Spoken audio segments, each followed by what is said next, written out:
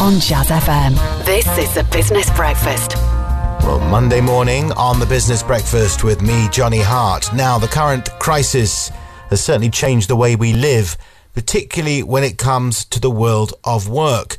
And with remote working now becoming the norm, new research suggests that 85% of businesses feel that greater flexibility has led to an increase in productivity, although 62% of remote workers apparently want employers to provide better technology. Let's speak to Sarra, Bejaoui, the founder and MD of Smart PA. Good morning. Hi there, Johnny. Hello. Remote working has obviously been on the rise in recent years, but this situation has taken it to a completely new level. Do you think that before this crisis, many employers were reluctant to allow their staff to work from home because they wanted to keep an eye on them, but actually, through adversity, they've discovered that the advantages outweigh the disadvantages? Absolutely. I think before we were thrown into the situation that we find ourselves in today, at Smart PA, we support businesses of all sectors, of all sizes on a global basis.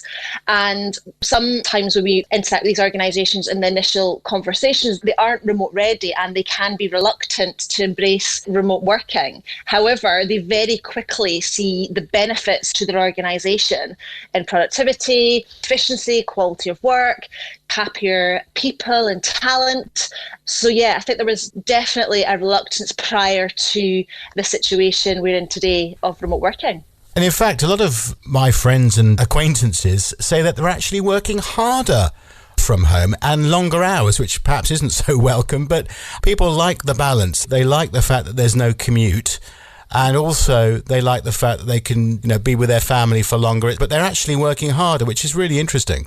Yeah, absolutely. You do find that. I mean, obviously at the moment we've all been thrown into this without a choice. So that presents some challenges. But when we have the choice and we are working remotely and working from home, people do get more work done and they can get that work-life balance in check. Like you say, the commute, which is a real drag for a large percentage of people, is removed, and that in itself can help to support a reduction in anxiety and stress, which is obviously hugely topical in the whole well-being and mental health space today. Looking at this survey, quite a high proportion of people cite technology as the biggest barrier for switching to flexible working.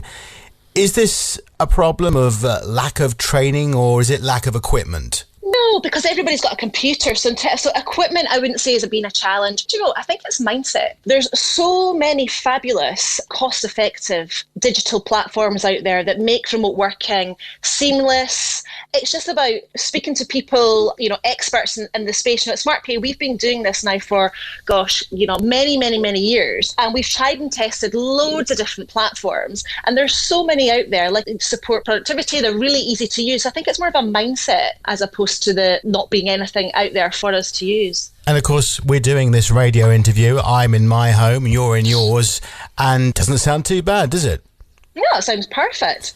Well, unless my 2-year-old runs through and starts screaming in the background, but let's hope that doesn't happen. There is that problem, of course. There is also the issue of cybersecurity. Many employers will be concerned about their privacy with so many people working from home, but there are ways of dealing with that, aren't there? Absolutely. And again, cybersecurity, there's technical solutions as well as practical solutions.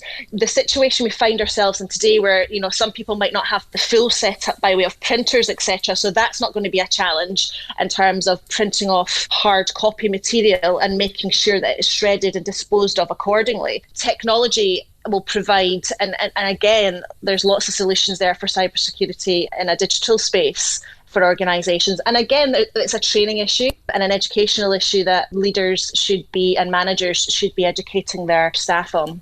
It's interesting because if you are looking to set up a new business, you could do a lot worse than training people to use technology from home. It might seem easier to some, but not all. No, absolutely.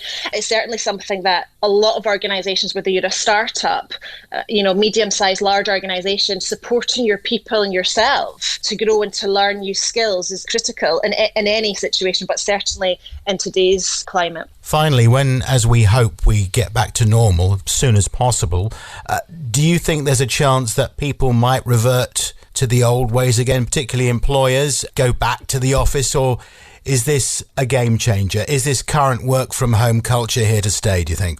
It is absolutely here to stay. I mean, like I said previously, at SmartPay, we've been doing this for many, many years, and we've just seen the increased rise year on year, people embracing remote working, it becoming the norm. However, now, and it's definitely going to be the way forward. And what we also need to consider as well, a lot of organisations that have been thrown into this space didn't have this contingency plan. It wasn't on their agenda. It wasn't in their risk plan. So now it will definitely be part of their contingency planning. Absolutely. It's a way forward. And so many organisations are now seeing the benefits, the productivity, efficiency, reduction in costs. And obviously we've got a possible global recession on the horizon at the end of this. So in terms of cost cutting, remote working really supports and lends itself to that benefit. So definitely organisations will be embracing this way of working going forward for sure.